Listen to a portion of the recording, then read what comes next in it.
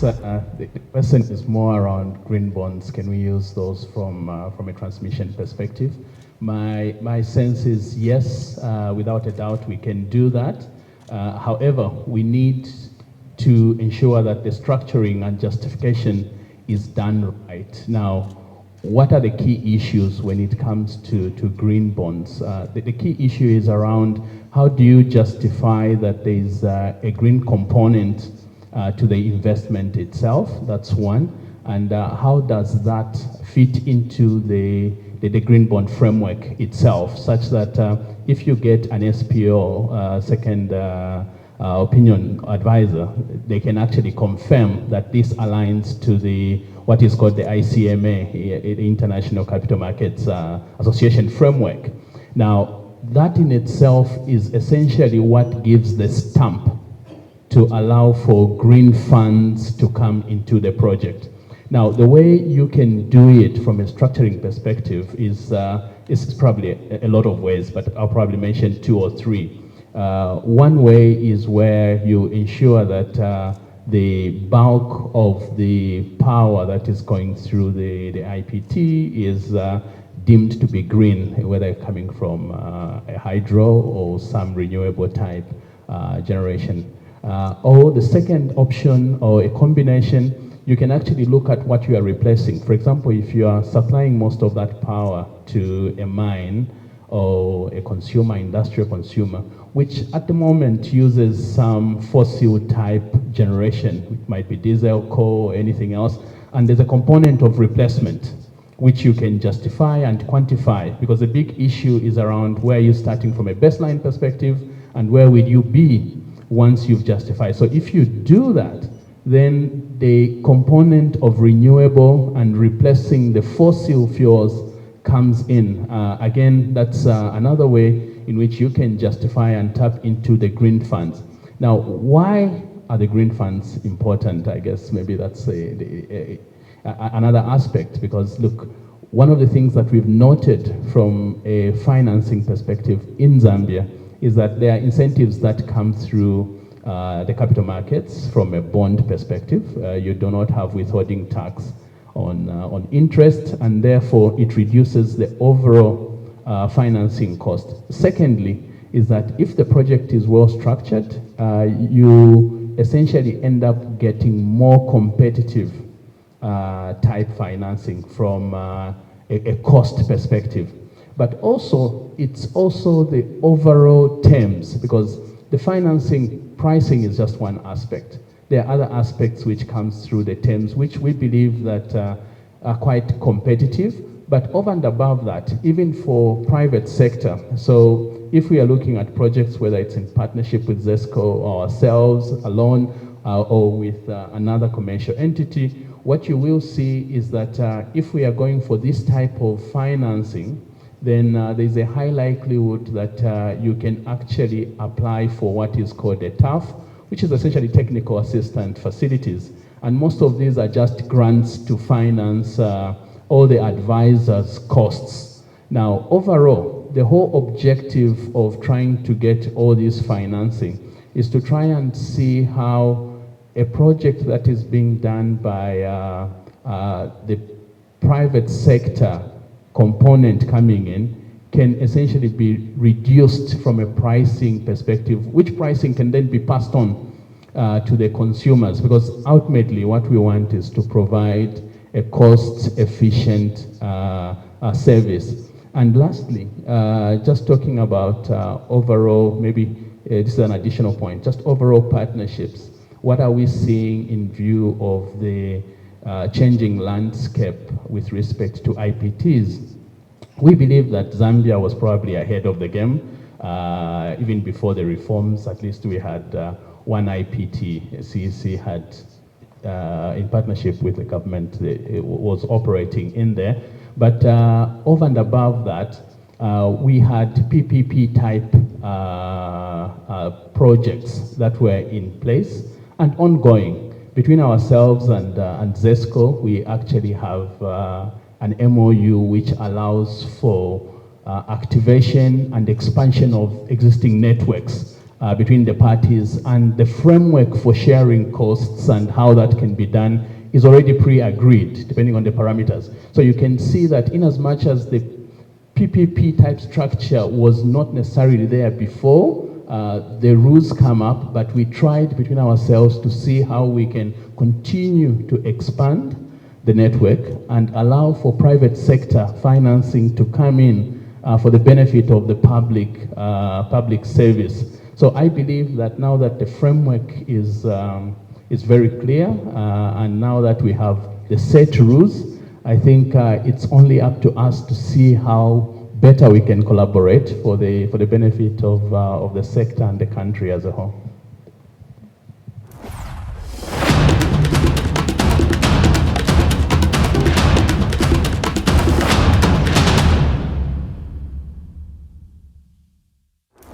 So what do we as GreenCo think is the way forward?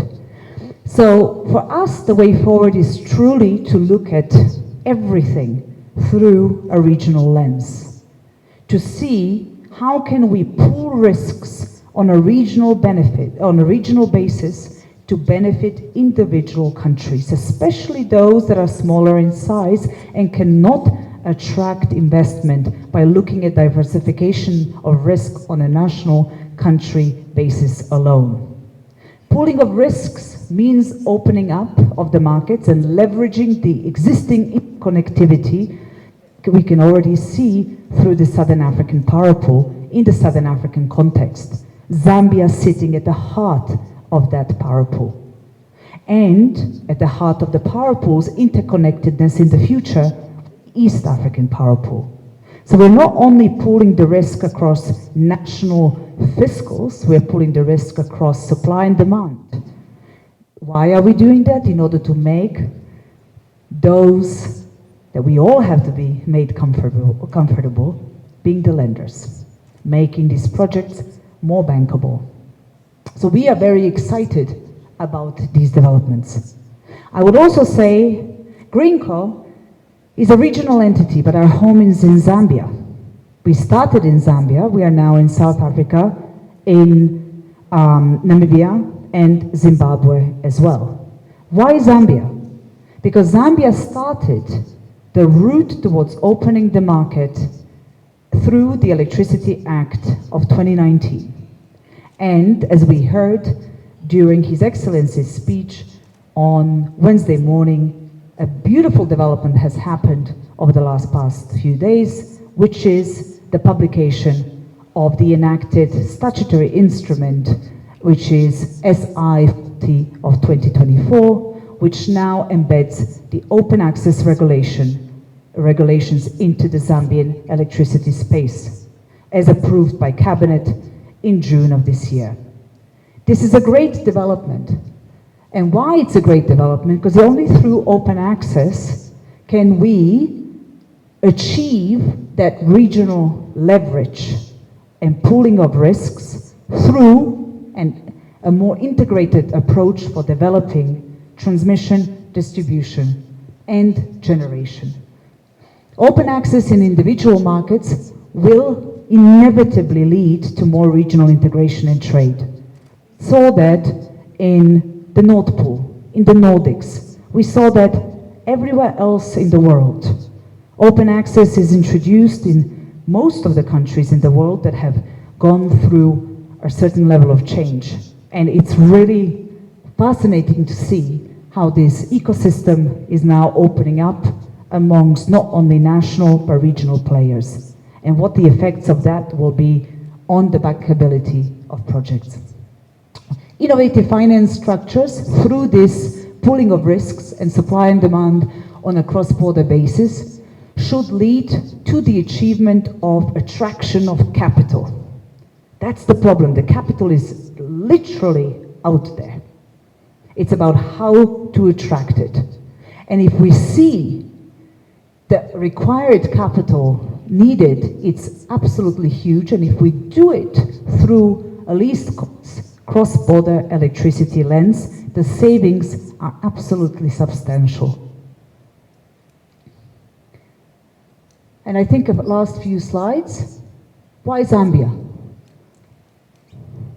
8 neighboring countries, as we know, huge generation potential, linking the critical minerals, climate change, and new electricity models within one country, main access point to the DRC, and an extraordinarily important point to the connectedness to East Africa through the East African power pool when the ZTK line gets developed. It's a beautiful opportunity for the country, which is actually small in its size when you look at generation capacity at the moment, to attract the level of capital that it needs to attract. Now, the last slide that I actually had on there, but I can't see anymore, was talking about reaching the goals of the country, which underpin the country's GDP. We heard it in the budget speech that effectively what is required is almost tripling of the mining output. For that, we require a significant amount of new electricity supply being developed. There is an estimate of 26,000 new megawatts by 2050.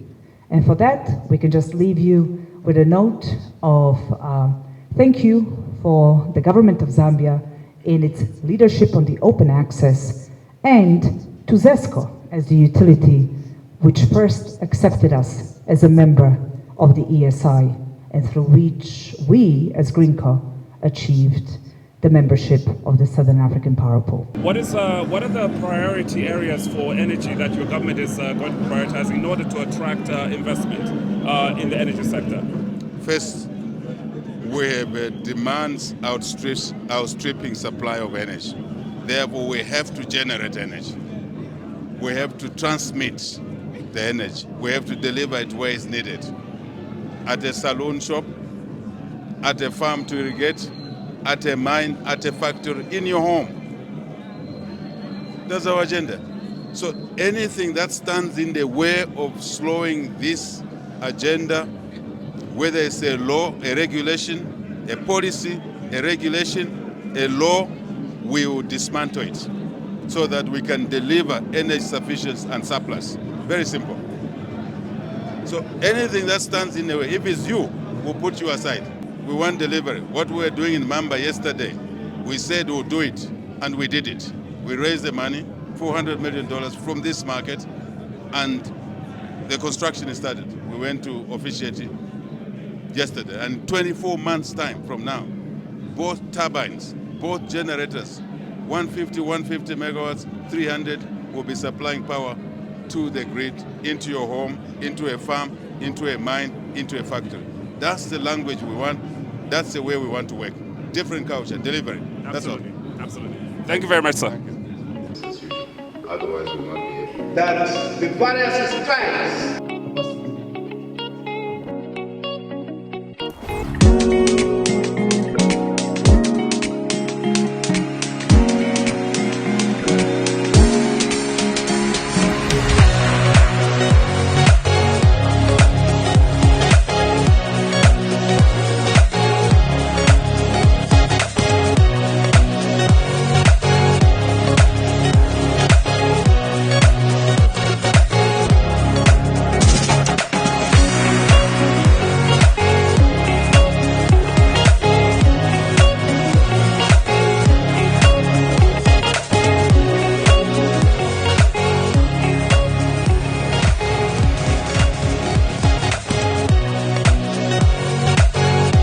I think the key point is that we are here to provide a solution. We will not lament. The challenge is here. We acknowledge the challenge, but we believe that we have the capacity, we have the know-how to circumvent this situation, and come 2030, we should be energy sufficient.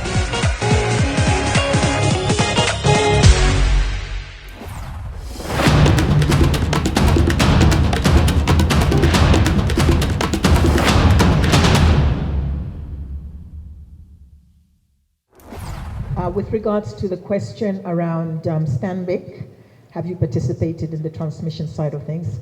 The answer is yes. I mean, over the last decade and more, actually, we have partnered with ZESCO and with our Standard Bank partners, we've also did assist in a facility with ZESCO in the western part of Zambia. We've also partnered with my colleague here on my right in terms of how we've assisted in the expansion of CEC. So we're proud to say that we've been part of that picture. One of the comments I can make around the transmission side of funding is a lot of focus does tend to be, that's out in the limelight, given the load shedding and the challenges we have, does seem to be on generation. But if we don't fund the transmission, how do we evacuate that generation that we so badly need? So key to that is trying to look at what is the appropriate structure that is possible. So if I look at Zambia, some of the key challenges we can face, but are not obstacles because we can work around them, are things like a single obligor limit of any one bank to fund the size of facilities that are required to do transmission.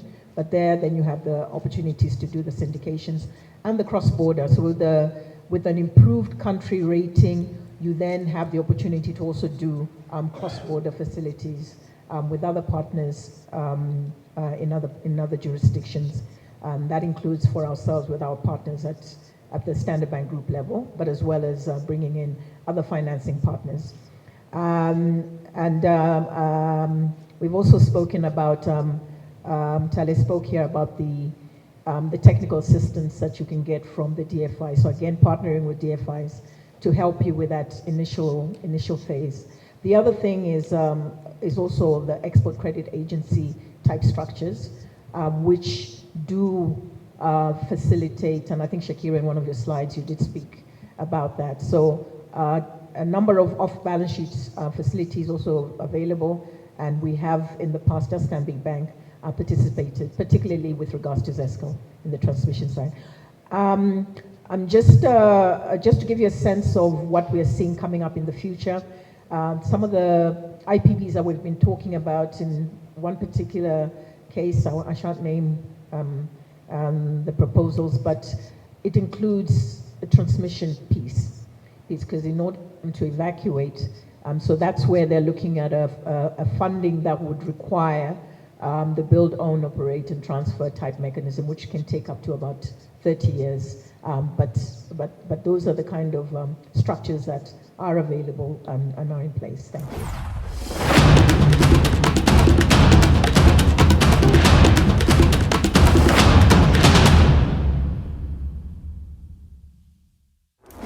Hello everyone, we're at the tail end of day 2 of the Energy Forum for Africa conference right here in Lusaka, Zambia at Mulungushi Conference Center. And with me to have a very short conversation is Mr. Sylvester Hivajani from CEC. Sylvester, how are you? Very well, thank you. It's always a pleasure to bump into you at these events. And just tell us, maybe for the viewers to just get some insight, how was your panel discussion yesterday?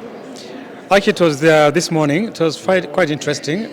We focused more on this integrated resource plan, IRP, which is a 30-year plan for Zambia in terms of power generation, transmission, and distribution, and how much power we need to bring on board or to generate as a country to really meet our needs for all sectors. And what was key is the fact that agriculture is going to grow massively in this country. It needs a lot of power. Mining, of course, the 3 million tons target that we have will require a lot of power. And then another interesting angle is the transport. And what I see in there, I think there's a thinking to do with the fact that we might have to electrify our rail system in the long term. That will also require quite a bit of power.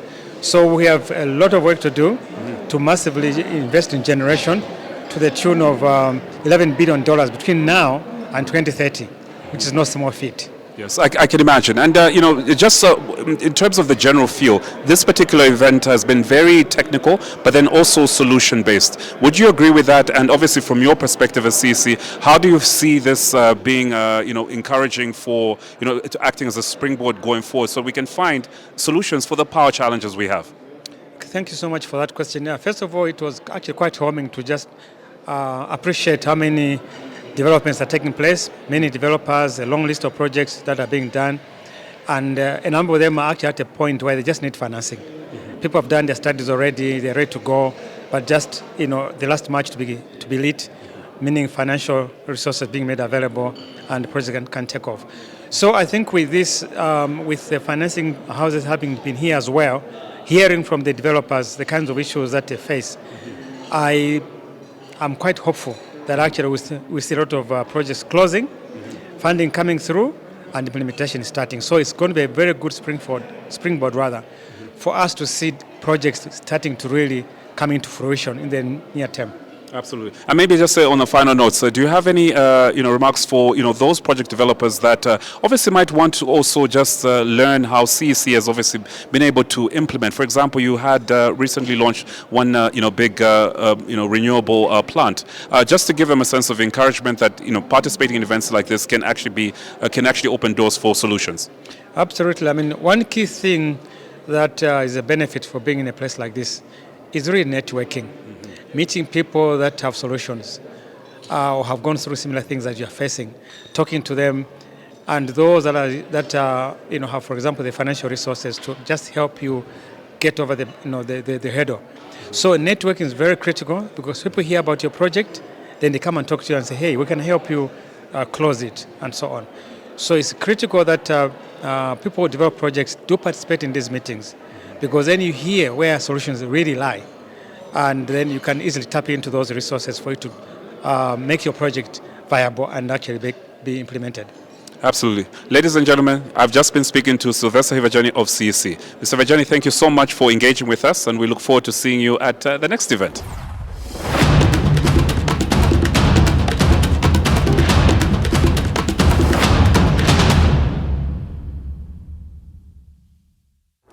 I think I'd like to put it in a bit of perspective. In terms of partnerships, I think we have to look at the market structure. I think that's going to help, because I think there's something that we need to address regarding to our financing of this infrastructure project.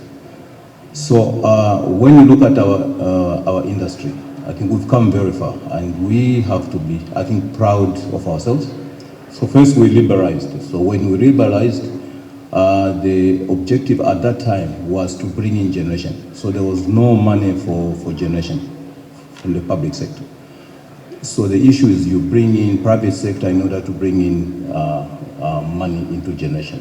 And that's why we have Mamba, and this has happened. So it's a very good paradigm shift.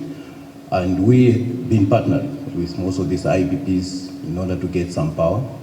And also the biggest partner was ZESCO. We got the bulk supply agreement. So it's IPPs was first, of course ZESCO first, then IPPs later, and then we have also the financing institutions that help us to fund our operations and maintenance. But now we have a further reopening of the market. So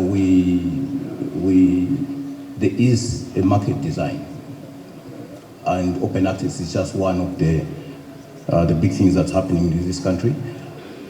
And now the shift, basically, it has moved from generation. It's actually, if you see most of the traders here, because I do power trading, the biggest thing now is congestion on the networks.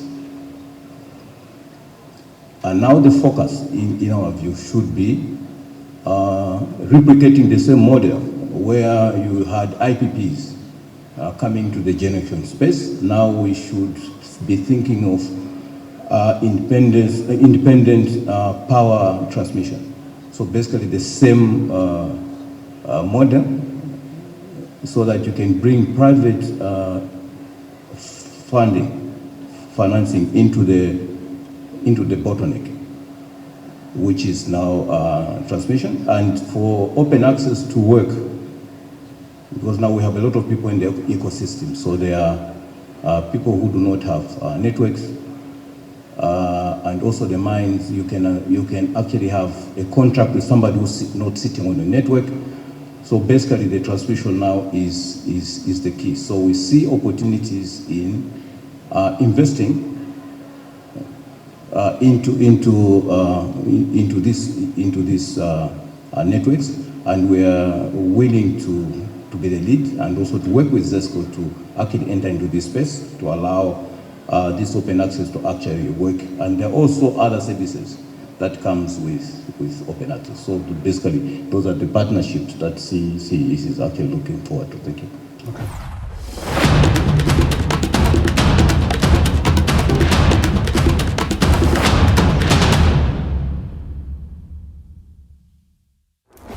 I was just looking at how the discussion was playing out and wondering how best we can contribute. Maybe I can just share some insights on what we've been able to do from a financing perspective, just collaborating and adding on to what my sister Helen here said. Look, CEC is probably one of the few IPPs in Zambia that have recently closed the transaction. We commissioned three solar plants, one in 2018, one in 2023, and the latest one was commissioned this year. Now, one of the issues that we found from a financing perspective, just focusing on financing, is that we had two options. One option is where we go for the traditional financing, and the other option was where we essentially try and see if we can bring in more parties to participate on the debt side using the capital markets, which is the listing through the local exchange. Now, that was also attractive because there were incentives from a policy perspective that were passed from a tax angle. Now, as we were going through the process, we realized a couple of issues. The first issue is that generally infrastructure across Africa has been financed at the back of government support. And therefore, when you go to lender that you want to borrow, the first thing is go and get a government support or government guarantee of some kind. That is one of the problems that we sort of encountered. We crossed that bridge. The second issue is that there's what is called termination compensation, which is a key risk. You know, if something happens at the project, we want someone who is off-taking to essentially take the full risk of the project. Now, because of the limited balance sheets of the off-takers in our markets, it means that there will be very few projects that will be done from a financing perspective. And again, I'm happy to say that in discussions with the banks, I think as Helen mentioned, we tried to cross the bridge to resolve that, because then you're looking to alternative ways. If this goes belly up, then what's the alternative? We've got the SAP, we've got, everyone is talking about open access, which means you can sell to a third party. The other option, which is probably something worth highlighting here, is that we've got the renewables. Everyone wants to play in the renewables space. We've got the policy framework in place, and you find that the regulators are well capacitated and they understand what's going on. However, when you start going to the technical experts, different groups, if you go to the pension houses themselves, you find that the pension houses do not have anything that links into renewable, sustainable financing, and therefore they don't see the need to do that. You can look at banks themselves. A number of banks, they don't see the difference between financing a renewable option and a non-renewable project. So what we need probably is more capacity building, and we need to ensure that, for example, if you're talking about green bond frameworks which finance renewable energy, we need to ensure that the auditors are well capacitated. In Zambia, we didn't have any auditor that could sign off a green bond framework. We didn't have anyone that could provide a second opinion which can be relied upon. So capacity building becomes very important, and we need to ensure that this is done in order to sort of move at the right pace that the policymakers want to move. Thank you. Yeah.